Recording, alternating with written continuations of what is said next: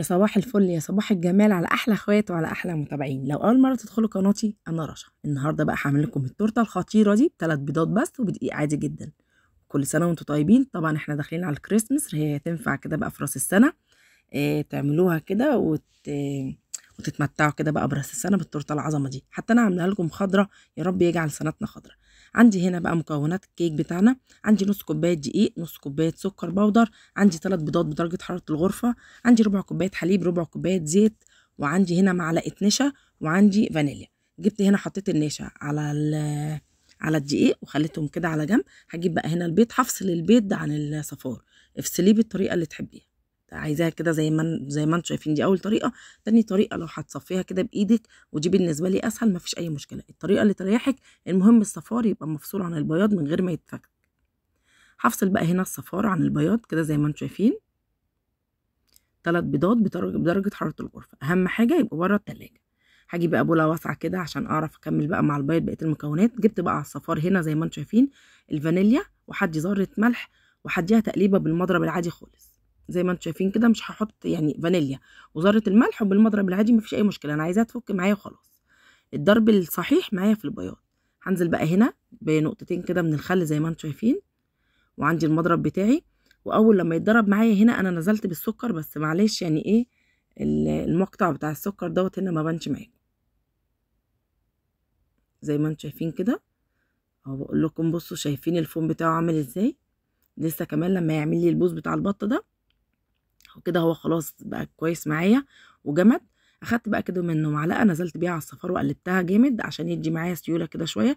هنزل بقى بالصفار على البياض، وهبتدي ان انا اقلب من فوق لتحت بالراحه. انا عايزه البياض والصفار يبقوا كلهم مختفيين مع بعض، مش عايزه حته تبقى بيضه وحته تبقى صفرا، لا، عايزه كل البياض والصفار بالراحه كده. بصوا انا بطلع بالمضرب وبنزل بالراحه. بعد كده بقى نزلت بالدقيق والنشا، وبرده بقلب من فوق لتحت بالراحه، مش عايزه البياض بتاعي يهبط. زي ما انتم شايفين كده بالراحه، واحده واحده. اخدت بقى هنا معلقه كده او معلقتين من الخليط بتاعي، هنزل بقى كده بيهم بالحليب، وهنزل بالزيت، واديهم برده تقليبه حلوه، وانزل بيهم على الخليط. انا كل ده بعمل كده ليه؟ مش عايزه البياض بتاعي بعد ما انا ما ضربته وبقى فوم معايا كده وعلق، مش عايزاه يهبط. فباخد كل حاجه خارج البياض واضربها وارجع تاني احطها في المكونات بتاعتي كده. بقى هقلبها كده بالراحه. عندك بقى صينيه مقاس 15، هاتيها كده وحطي فيها ورق زبده، ادهنيها زبده من تحت وحطي فيها ورق زبده. انا ما كانش عندي بصراحه، وكان عندي الصينيه دي الحله دي مقاس 16 او 17، حطيت فيها دهنتها زبده وحطيت فيها ورق زبده، وخليت كده ورق الزبده سور عالي، ونزلت بقى بالخليط بتاعي الحلو ده. كنت فاتحه الفرن بتاعي على درجه حراره 180. مش هتاخد معايا يعني 15 دقيقه، من 15 ل 20 دقيقه. هجيب بقى هنا العصايه بتاعت الشيش طاووق، وهديها كده تقليبه، اطلع كل الهواء اللي فيها. بيبقى جوه كده فيه فقاقيع كده وسكوب. انا بقى بعمل كده بالعصايه دي كده، بقلبها كده يمين وشمال لحد لما تروح مني الفقاقيع. عندي بقى هنا الكريمه بتاعتي بحضرها كده على بال بقى التورته بتاعتي او الكيكه بتاعتي تبرد. كوبايه كريم شانتيه، نص كوبايه سكر بودره، عندي هنا ميه مثلجه، لازم الميه تبقى مثلجه. هديهم تقليبه كده الاتنين مع بعض، وبعد كده هنزل بالميه حبه حبه لحد لما اعمل الكريم شانتيه. واظن انا نزلت مليون الف مره بالكريم شانتيه. نزلت الصوره بتاعت الحلويات هتلاقوا الطريقه بتاعت الكريم شانتيه، بس انا بحب انزلها للناس الجديده اللي في القناه. طبعا بتشرف بالناس الجديده وعلى راسي من فوق. يلا بقى حط لنا لايك عشان السنه الجديده بقى يا جماعه يجعلها سنه خضراء عليكم يا رب. انا خدت كده معلقتين 3 من الكريم شانتيه بتاعي، وحطيت عليه لون صناعي غذائي. يعني اللون دوت ما فيهوش اي حاجه يا جماعه، بنحطه في الاكل ما فيهوش اي حاجه خالص. هفضل بقى ورا اللون ده لحد لما اجيب الدرجه اللي انا عايزاها. بقيت انزل نقطه نقطه كده لحد لما جبت الدرجه اللي انا عايزاها. هجيب بقى عندي الكيكه بتاعتي، وزي ما انتم شايفين لو الصينيه بتاعتي مقاس 15 كانت هتطلع اعلى من كده. انا عندي هنا ميه بسكر، حطيتها على النار كده، غليتها 5 دقايق مع عصره ليمونه، يعني ما خدتش مني كتير. عايزاها يعني تبقى زي الشربات بس سايله شويه. وسقيت منها التورته، انت ممكن تسقيها اي حاجه. بعد ما سقيتها بقى هنزل بالكريم شانتيه اول طبقه، واحطها كده فيها، واحط طبقه حلوه يعني محترمه كده. عملت تورته ب3 بيضات بدقيق عادي، نص كوبايه دقيق. عملت التورته العظمه دي بجد، يعني ما تستاهلش كده اللي انتوا تجربوها، وتحطوا لي لايك وتكتبوا لي كومنت حلو كده منكم ليا. ربنا يجعل السنه الجديده دي وشها خير ورزق وهنا عليكم يا رب. زي ما انتم شايفين بقى انا بقى بحط كده، بحط الحشوه بتاعتي، وعايزه اظبطها ان هي تطلع كلها حجم واحد. التورته بتاعتي ما تبقاش حته عاليه وحته واطيه، ما فيهاش اي حاجه، ما خدتش مني وقت خالص، عملتها على طول وزي ما انتم شايفين كده هي محندقه وجميله، ان شاء الله تعجبكم.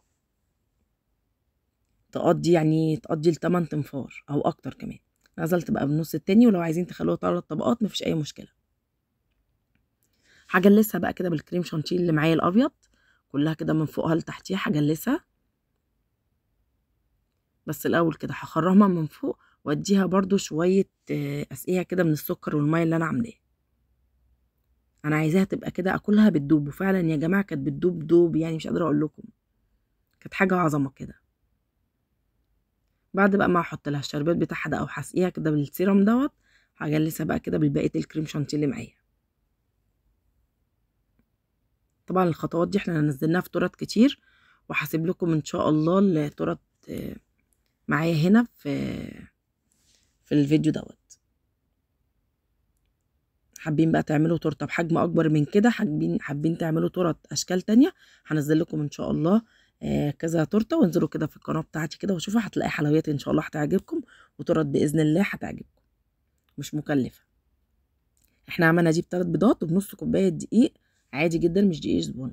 انا عندي بقى الادوات الهندسيه دي بتاعت ولادي بقى مش بيستخدموها لسه، فانا بصراحه باخدها بقى كده وبجلس منها، ما عنديش الادوات، يعني بقول لك اتصرفي، لو ما عندكيش الادوات بتاعت التجليس عادي بمسطره نضيفه زي ما انتم شايفين كده اتصرفي.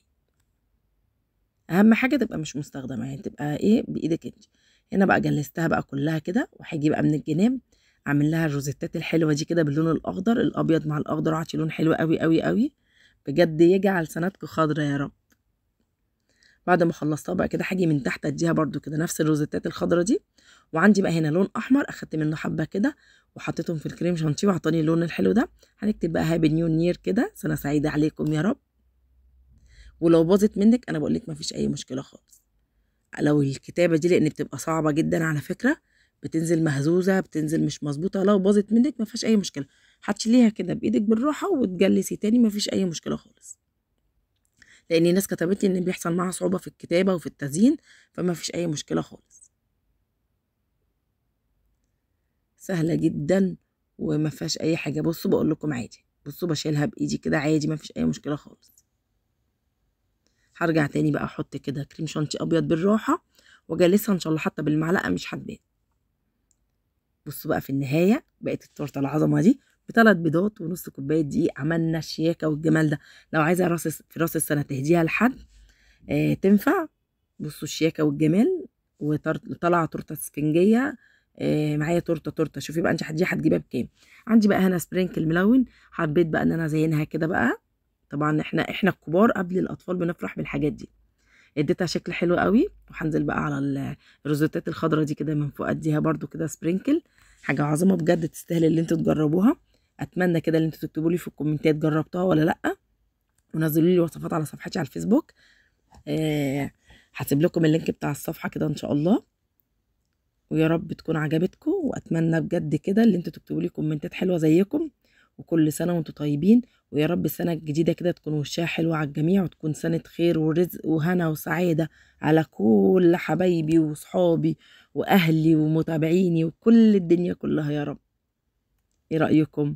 تورته عظمه فاخر من الاخر. اشوفكم في فيديو جديد، السلام عليكم ورحمه الله وبركاته.